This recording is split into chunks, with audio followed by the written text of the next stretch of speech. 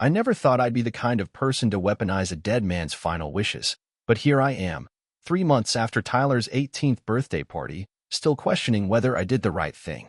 The question isn't whether what I revealed was true, it was. The question is whether truth, served cold and calculated, can ever really heal the wounds it's meant to address. Let me back up. My name is Emma, and for the past 7 years, I've been married to Robert Martinez, a kind, soft-spoken accountant who came into my life carrying the weight of his first marriage's collapse and the careful custody of his son, Tyler. When Robert and I met, Tyler was 11, old enough to remember his mother clearly, young enough that I foolishly believed we might eventually find our way to something resembling a family. I was wrong about a lot of things back then. Robert's first wife, Jessica, had left when Tyler was 9. Not for another man, not because of abuse or addiction, she simply decided that motherhood and marriage weren't for her. She moved to Seattle, sent birthday cards sporadically, and called every few months with the kind of cheerful detachment you might reserve for a distant cousin. Robert never spoke ill of her, which I initially admired and later came to see as part of the problem. She's still his mother, Robert would say whenever I suggested that maybe, just maybe, we should stop holding space for someone who had so clearly vacated it. I won't let Tyler grow up thinking his mom is a villain. What Robert didn't understand, what I was too inexperienced to articulate at the time, was that by refusing to acknowledge Jessica's abandonment, he was forcing Tyler to carry the weight of protecting her memory while simultaneously punishing me for trying to fill the void she'd left. It was an impossible dynamic. I couldn't be too much of a mother because that would threaten Jessica's place, but I couldn't be too little of one because Tyler needed care and Robert needed help. I learned to navigate this contradiction by becoming hypervigilant about Tyler's needs and moods, always ready to step back if I sensed I was overstepping some invisible boundary.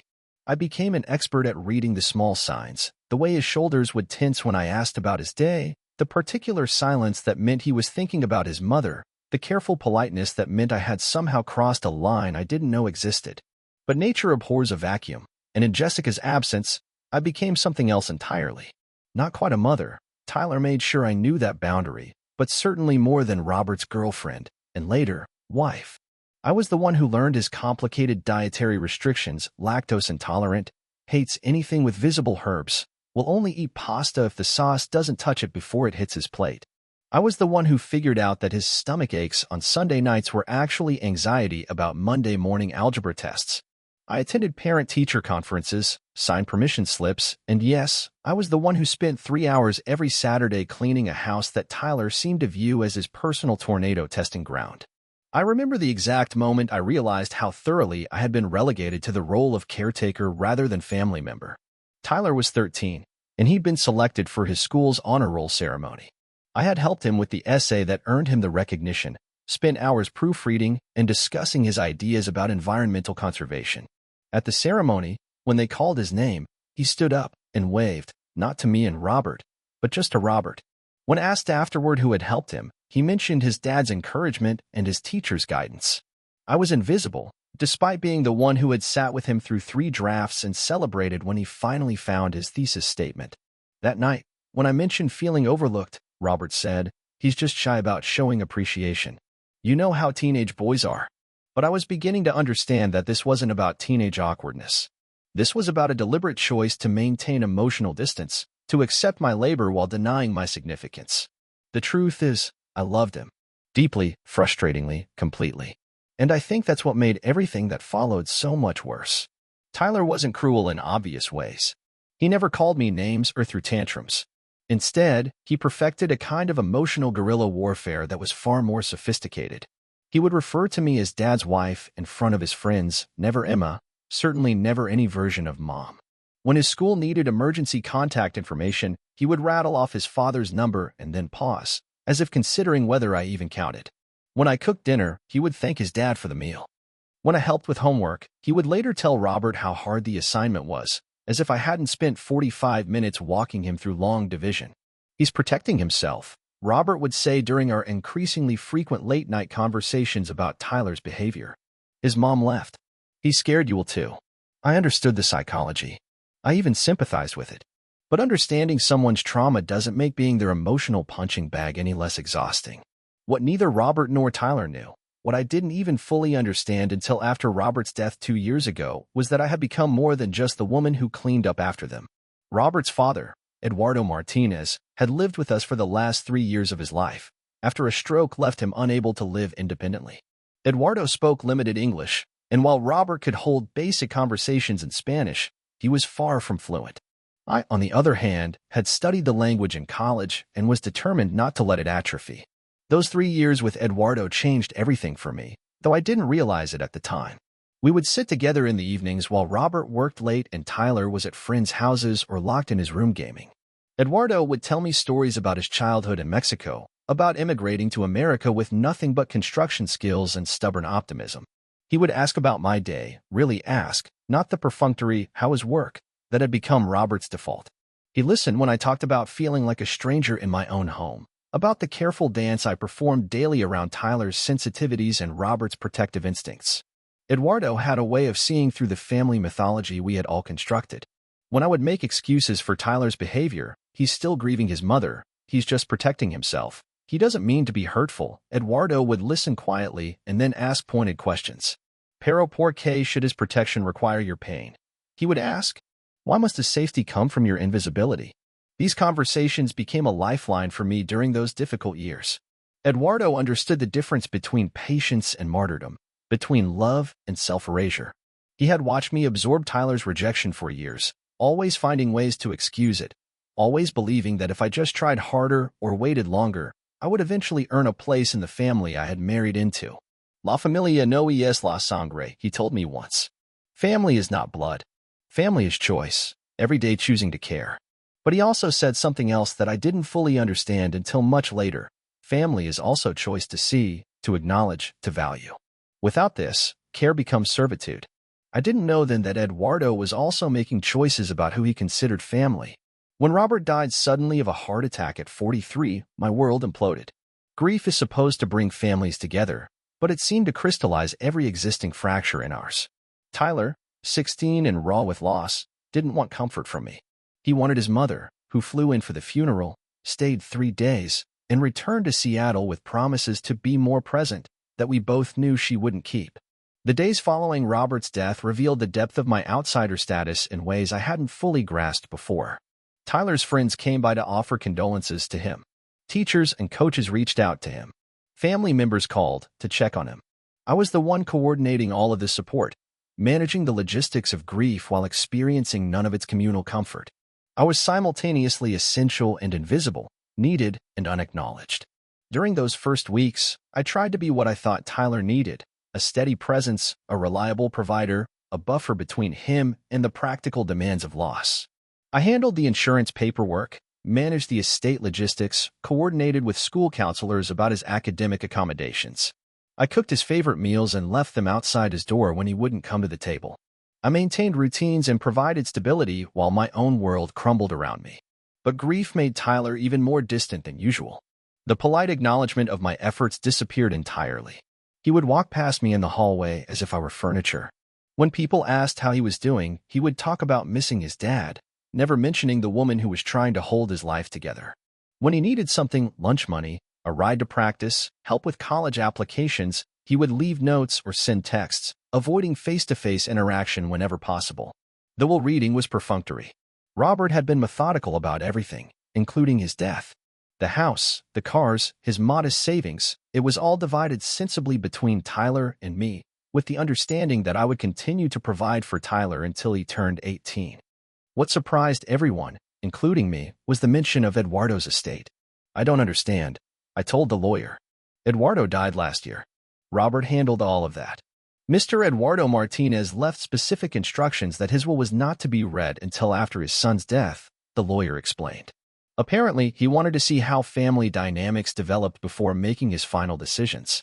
Eduardo, it turned out, had been far more financially secure than any of us knew. The modest retirement we thought he lived on was actually supplemental income. He owned property in Mexico, had made smart investments over decades, and had been quietly accumulating what amounted to a small fortune. More than enough to pay for Tyler's college, to secure his future, to change the trajectory of his life entirely. He left it all to me. Not to Robert's son, his only grandchild. To me, the woman who had learned to speak his language, who had listened to his stories, who had sat with him during countless evenings when his actual family was too busy or too distant to bother. The will was clear and legally airtight. I was to use the money as I saw fit, with the sole stipulation that it should benefit those who understand the true meaning of family. I never told Tyler about the inheritance. How could I? Here was a teenage boy, grieving his father, abandoned again by his mother, and now facing the reality that his grandfather, his own blood, had chosen his stepmother over him. It felt too cruel, too devastating, and honestly, too powerful. I was afraid of what that knowledge might do to him and what it might do to me. So I kept it secret and tried to figure out how to be both provider and parent to a boy who had made it clear I was neither. The 2 years between Robert's death and Tyler's 18th birthday were marked by a careful choreography of mutual avoidance. I provided what he needed: food, shelter, transportation, money for activities, and he accepted these things with the resigned tolerance you might show a particularly persistent service provider. We were polite. We were functional. We were nothing approaching family. Tyler threw himself into school and sports, which I told myself was healthy. He had friends, he made good grades, he stayed out of trouble. He also spoke to me only when necessary, treated shared spaces like hotel common areas, and made it abundantly clear that he was counting down the days until he could leave for college and never look back. The isolation during this period was profound in ways I struggle to articulate. I lived with someone I loved deeply but who barely acknowledged my existence. I provided for someone who accepted that provision as if it were owed rather than chosen.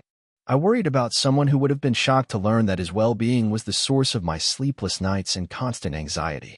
During this time, I began to understand what Eduardo had meant about care becoming servitude. I was fulfilling all the functions of a parent: financial support, logistical management, emotional availability, but receiving none of the recognition or reciprocal affection that makes those sacrifices meaningful. I was Tyler's de facto guardian, but I wasn't his family. I was his benefactor, but I wasn't his ally. I tried to bridge the gap, especially in those first months after Robert's death. I suggested family counseling. Tyler said he was fine and didn't need to talk about feelings with strangers. I planned outings that might interest him. He was always busy or tired or had other plans. I attempted conversations about his future, his dreams, his fears. He answered in monosyllables and excused himself as quickly as possible. The rejection was systematic and thorough. When I asked about his day, he would respond with fine or okay. When I inquired about his friends or interests, he would provide the minimum information necessary to end the conversation. When I tried to share stories about Robert, hoping to create some connection through our shared loss, he would listen politely and then change the subject or leave the room. One particularly painful memory stands out from this period. Tyler had been accepted to several colleges, and I wanted to celebrate this achievement. I planned a small dinner, invited a few family friends, and bought a cake decorated with his future school's logo. When the guests arrived and began congratulating Tyler, he thanked his teachers, his coaches, his deceased father's influence. Everyone except the woman who had driven him to campus visits, helped him with application essays, and managed the financial aid paperwork. Later, when one guest mentioned what a wonderful job I had done supporting him through the college process, Tyler just nodded politely, as if acknowledging praise for a hired consultant rather than family. The harder I tried, the further he retreated, until I finally accepted that maybe Robert had been wrong. Maybe some chasms are too wide to bridge, and maybe continuing to try was just causing both of us more pain. I stopped trying so hard. I focused on my work, my friends, my own healing. I maintained the house. I funded Tyler's life. I attended his school events when specifically invited, which was rarely. And I learned to live with the peculiar loneliness of sharing space with someone who wished you didn't exist. But I never stopped caring about him. And I never stopped hoping that someday, somehow, we might find our way to understanding each other. I should have known that hope would be dangerous. Tyler's 18th birthday fell on a Saturday in March. He had mentioned wanting to have a party, and I had offered to help plan it, expecting the usual polite decline. Instead, he surprised me by saying yes. Not because he wanted my help, I soon realized, but because he wanted my house and my money without having to actually acknowledge my existence. The planning process was revealing in its own particular kind of torture. Tyler invited 15 friends, selected a menu of expensive catered food, and requested a specific playlist for what would be a pool party taking advantage of our unusually warm spring weather. When I asked about decorations, he shrugged and said, "Whatever you think looks good." When I suggested we coordinate timing for cake and gifts, he said, "You can handle all that stuff." The dynamic was painfully familiar, yet somehow more acute because of the milestone nature of the event. This wasn't just another dinner or school function. This was Tyler's transition into legal adulthood, and he was using me to facilitate it while maintaining complete emotional distance. I was being treated like an event planner, not a family member, but it was a role I accepted because I still harbored hope that maybe, somehow, this could be a turning point for us. I threw myself into the planning with the kind of desperate energy that comes from knowing you're trying to accomplish something impossible. I researched party themes, coordinated with vendors, managed RSVPs, and handled every logistical detail.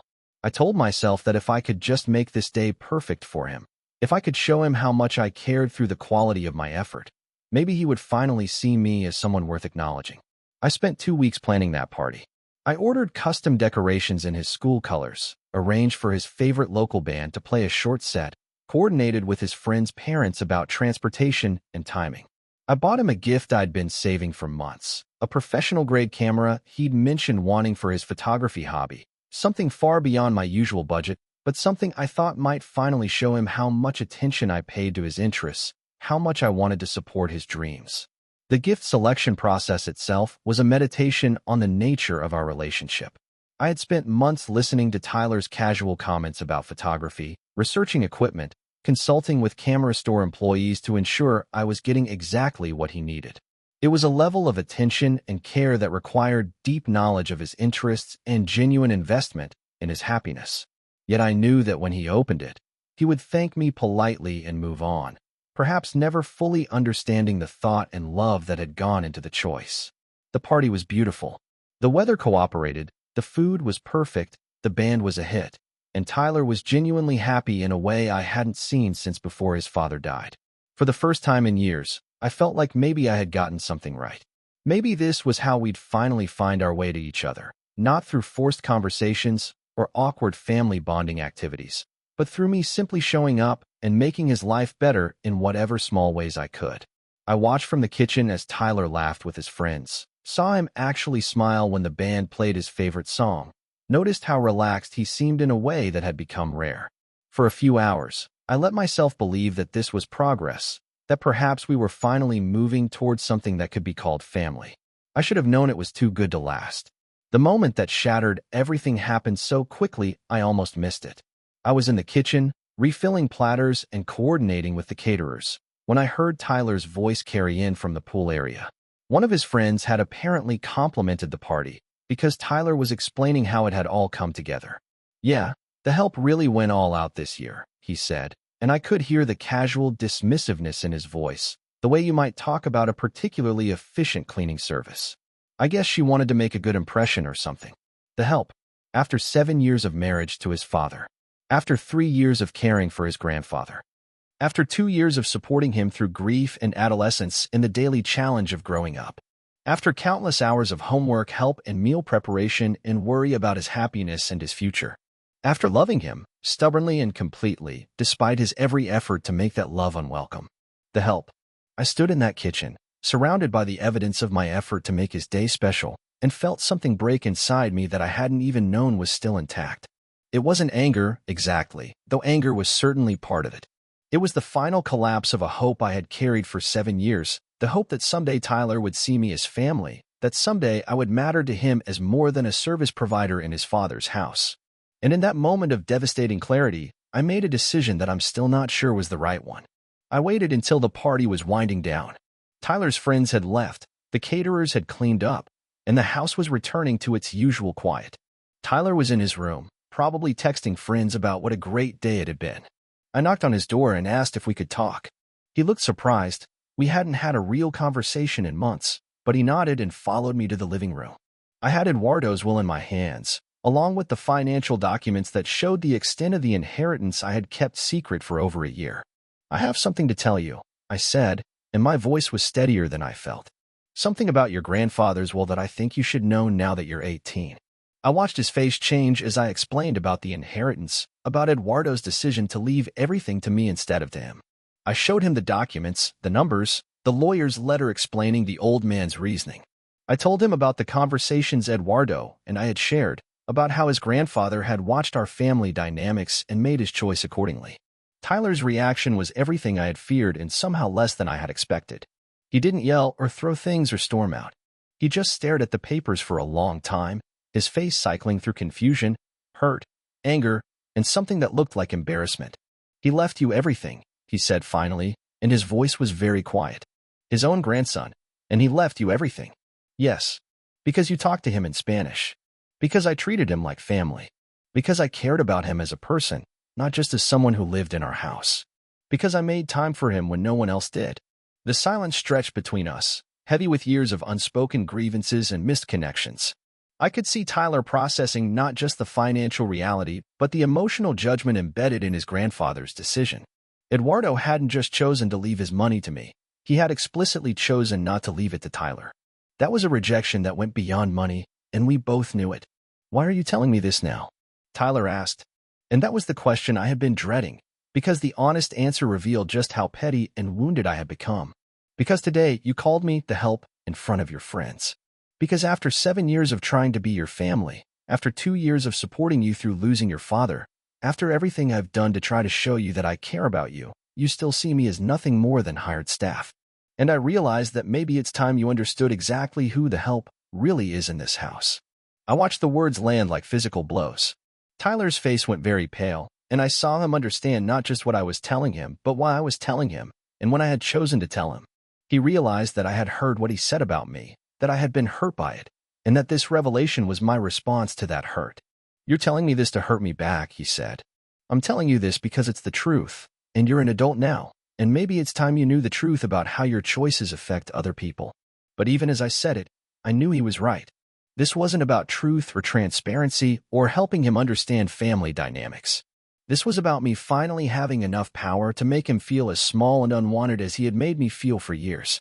This was revenge, dressed up in the language of honesty and tough love.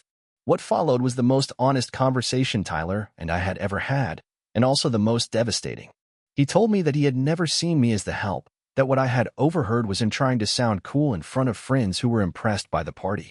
He said he had always known I cared about him, but that accepting that care felt like betraying his mother, like admitting that his family was irreparably broken. "I didn't know how to let you in," he said, and for the first time in years, he sounded like the child he had been when I first met him.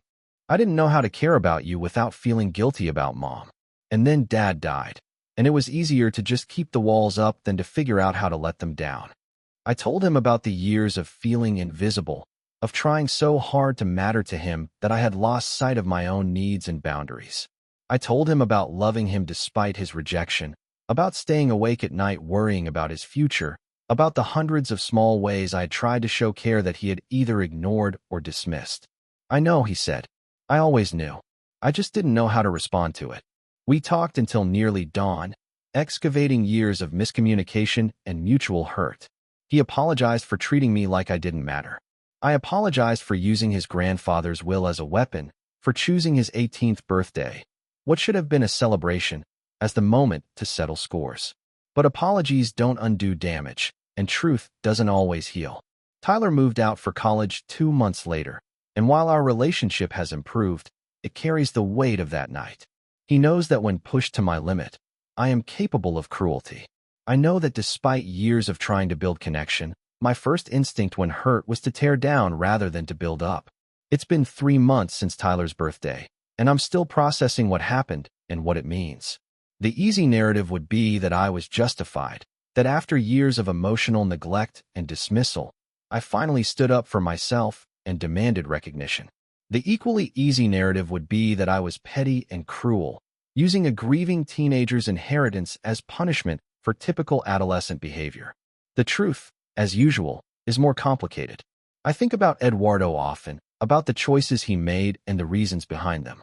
He left his money to me not because he didn't love Tyler, but because he understood something about family that took me years to learn. That love without acknowledgement, care without reciprocity, and effort without appreciation eventually become unsustainable. He saw me struggling to force myself into a family structure that had no space for me, and he made a decision based on who had actually treated him like family, not who was supposed to by virtue of blood relation. But I also think he would be disappointed in how I used his gift. The inheritance was meant to benefit those who understand the true meaning of family. and I used it as a weapon to hurt someone I claimed to love. That's not understanding family. That's understanding power, and the two are not the same thing. Tyler and I text now, more than we ever did when we lived together. He calls me Emma instead of Dad's wife, which feels like progress. He's asked me about using some of the inheritance money for college, and I've said yes, because that's what the money should be used for, supporting the people I care about, not punishing them for their failures to care about me in return. But I can't undo the moment when I chose to reveal that will, or the reasons I chose to reveal it. I can't pretend it was purely about honesty or Tyler's right to know. It was about my hurt feelings and my need to finally have some leverage in a relationship where I had felt powerless for years. It was about making him understand what it felt like to be dismissed and diminished, even if that understanding came at the cost of his own sense of security and belonging. The question I keep returning to is whether there was a better way. Could I have addressed his behavior without weaponizing his grandfather's judgment? Could I have found a way to express my hurt without using information designed to hurt him back? Could I have set boundaries and demanded respect without resorting to the kind of emotional manipulation I had spent years enduring? I think the answer is yes, but I also understand why I didn't. After years of being careful, of managing everyone else's emotions, of swallowing my own needs in service of family peace, I was exhausted. I had reached the point where I needed to matter more than I needed to be kind, and that need overrode my better judgment. I've been thinking a lot about what it means to choose family, and what family owes each other when that choice is made. Robert used to say that family was about unconditional love, but I've come to believe that's only half right.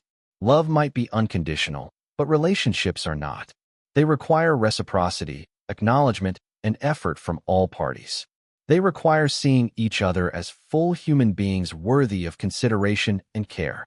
Tyler spent years treating me like a supporting character in his life, someone whose feelings and needs didn't require consideration because I wasn't real family. I spent years accepting that treatment because I thought patient endurance was what love looked like, and because I was afraid that demanding more would mean losing what little connection we had. What I learned that night is that both approaches were unsustainable. Tyler learned that treating people like they don't matter has consequences. I learned that martyrdom isn't love, and that hoarding hurt doesn't make you morally superior, it just makes you bitter.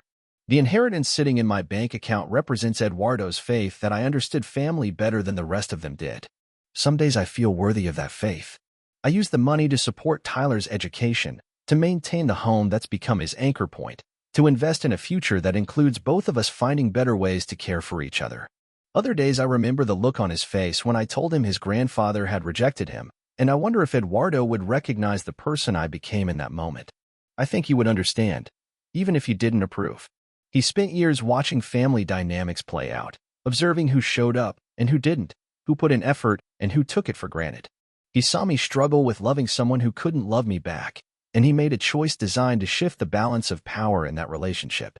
I don't think he intended for me to use that power as I did, but I think he would understand why I felt the need to use it at all. Tyler starts college in the fall, and our relationship continues to evolve in ways I couldn't have predicted. He's more open now, more willing to acknowledge both my role in his life and his role in pushing me away. He's also more honest about his own struggles with family loyalty, with the complexity of loving people who have hurt you, with figuring out how to build relationships that can withstand conflict and disappointment. We've talked about that night several times since it happened. He understands why I felt the need to tell him about the will, and I understand why his initial reaction was to feel betrayed by both his grandfather and me. We've both apologized, multiple times, for the ways we hurt each other over the years.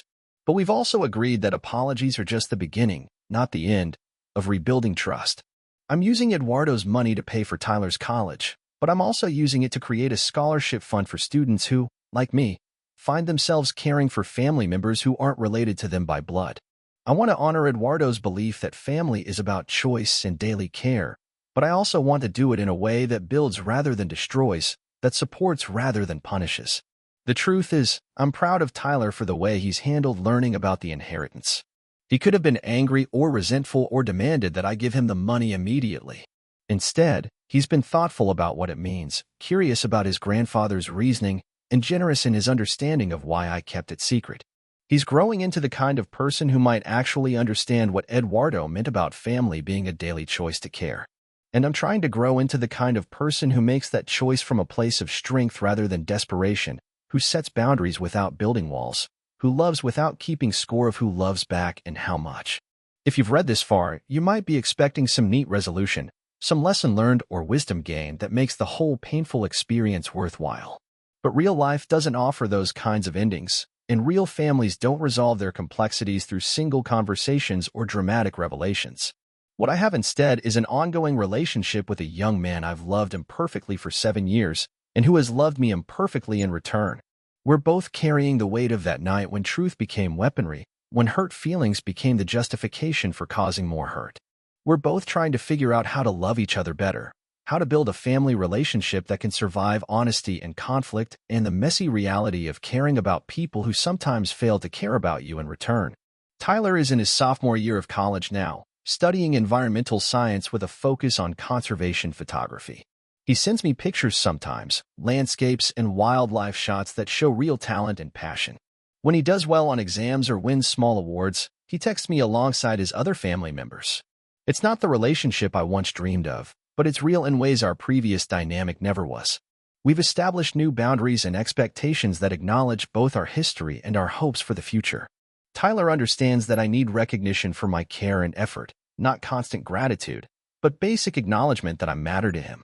I understand that he needs space to define our relationship on his own terms, without pressure to fill roles that feel inauthentic to him. The inheritance that sparked all of this sits in my account, slowly being used for its intended purpose, supporting the people I consider family, investing in futures that include all of us. Creating something lasting from the resources Eduardo accumulated through decades of patient work and careful choices. I've paid for Tyler's college tuition and will continue to support his education. I've also, as I mentioned, established a scholarship fund for students who find themselves caring for non-blood family members, hoping to honor Eduardo's wisdom about chosen family while helping others navigate similar challenges. But I've also used some of the money for myself in ways that feel important to acknowledge. I've traveled to places I'd always wanted to see, invested in friendships and experiences that were neglected during the years I focused so intensely on winning Tyler's approval. I've started therapy to better understand why I allowed myself to remain in such an emotionally depleting dynamic for so long, and what I need to do differently in future relationships. This self-investment isn't selfish, it's necessary. Eduardo's inheritance taught me that family requires mutual recognition and care, but it also taught me that I have value independent of my usefulness to others. The woman who spent years trying to earn love through perfect service is learning to expect love as a basic requirement of any relationship worth maintaining. Sometimes I think about what he would say about how it's all played out, about the choices we've all made with the power and knowledge he left behind. I imagine conversations with him about family dynamics, about the difference between patience and martyrdom, about when love requires tough choices rather than endless accommodation. I think he'd be proud of Tyler for choosing to rebuild rather than retreat, for being willing to examine his own behavior and work towards something better. Tyler has matured in ways that go beyond normal college-age development. He's learned to see other people's perspectives, to understand how his actions affect those who care about him, to appreciate rather than simply accept the support he receives. I think Eduardo would be disappointed in me for using his gift as I did, but understanding of why I felt the need to finally assert my own worth in a relationship where it had been consistently questioned. He watched me struggle for years with loving someone who couldn't love me back, and I believe he would see my moment of cruelty as human rather than unforgivable. Most importantly, I think he'd remind me that family is built through daily choices, through small acts of care repeated over time, through showing up for each other even when, especially when, it's difficult. That lesson wasn't lost in the chaos of that birthday night, but it was certainly complicated by it. We're all still learning how to implement it in healthier ways. The weight of truth, it turns out, is heavier than the weight of secrets. But it's also more honest, and maybe that's worth something. Maybe learning to carry that weight together, to acknowledge the damage we've done to each other without letting it define us, is its own kind of family building. The last time Tyler visited home, we spent an evening looking through old photos, something we'd never done together before. He asked about his father's childhood, about his grandfather's immigration story, about the early days of my marriage to Robert. For the first time, he seemed curious about our family history, about the connections and relationships that had shaped his life. "I'm sorry I made it so hard for you," he said at one point, and his voice carried a maturity I hadn't heard before.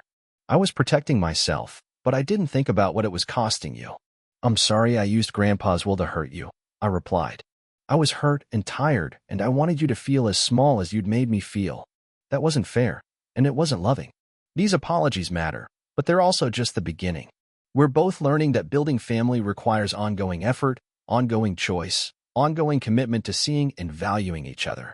It's work that doesn't end with a single conversation or dramatic gesture. It's work that happens in small moments, daily choices, the accumulation of care over time. I don't know if what Tyler and I have now is healthy or sustainable or anything approaching what family should look like. But it's honest in a way it never was before, and it's built on the foundation of two people who have seen each other at their worst and chosen to keep trying anyway. That might not be enough, but it's what we have. And for now, it's what we're working with. Eduardo's legacy lives on not just in the money he left behind, but in the ongoing choice Tyler and I make to care for each other, to build something worthy of the faith he placed in chosen family, to prove that love, even imperfect, complicated, hard-won love, can survive truth and time and the weight of our own humanity.